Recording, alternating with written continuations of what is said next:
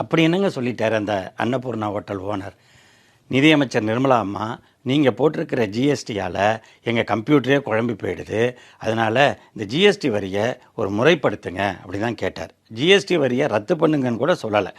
அதுக்காக அவரை வர வச்சு மன்னிப்பு கேட்க வச்சு அதை வீடியோ எடுத்து பரப்பி விட்டுட்டு இருக்காங்க. பரப்புனது யாருன்னு பாஜகக்குள்ளேயே சண்டை நடந்துகிட்டு இருக்கு. அன்னபூர்ணா ஹோட்டலுடைய இந்த நிலைமையை இப்போ பார்க்குறப்ப ஏற்கனவே நடந்த ஒரு ஹோட்டலுடைய வரலாறை நம்ம பார்க்க வேண்டியிருக்கு.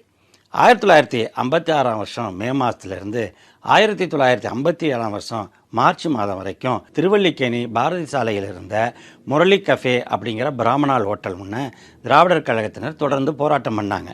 என்னன்னா, பிராமணால் கஃபே என்பது ஒரு வர்ணத்தை குறிக்கிறது, மற்றவர்களை இழிவுபடுத்துது அப்படின்னு சொல்லி தந்தை பெரியார் அறிவித்த போராட்டத்தை அடுத்து தினமும் 10 பேர் அந்த ஹோட்டல் வாசலில் வந்து போராட்டம் நடத்துவாங்க. ஹோட்டல்காரங்க விரட்டி அடிப்பாங்க, அப்புறம் போலீஸ் கைது செஞ்சுட்டு போவோம், மறுநாள் இன்னொரு 10 பேர் வருவாங்க.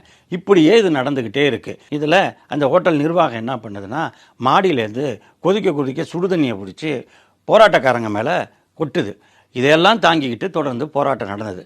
ஒரு வழியாக அந்த போராட்டம் முடிவடைஞ்சு அந்த பிராமணால் கஃபேங்கிறது நீக்கப்பட்டு முரளி ஐடியல் கஃபே அப்படின்னு பேர் மாற்றம் பெற்று அந்த போராட்டம் வெற்றி பெற்றது. அப்போ அந்த ஹோட்டலோட முதலாளி ஒரு இரவு நேரத்தில் சென்னை சிந்தாதிரிப்பேட்டை அலுவலகத்தில் இருந்த தந்தை பெரியாரை போய் பார்த்து தன்னுடைய நிர்வாகம் செஞ்ச தவறுகளுக்கு வருத்தம் தெரிவிச்சுட்டு அவர்கிட்ட மன்னிப்பும் கேட்டார். அந்த சமயத்தில் இப்போ மாதிரி வந்து ரகசியமாக முதுகுக்கு பின்னாடி வீடியோ எடுக்கிற செல்ஃபோன்லாம் கிடையாது. ஃபோட்டோகிராஃபர் இருப்பாங்க, ஃபோட்டோ எடுக்கலாம். ஆனால் பெரியார் அந்த ஃபோட்டோவும் எடுக்கலை, இந்த செய்தியை கூட தன்னோட விடுதலை பத்திரிக்கையில் போடக்கூடாதுன்னு கராராக சொல்லிட்டார்.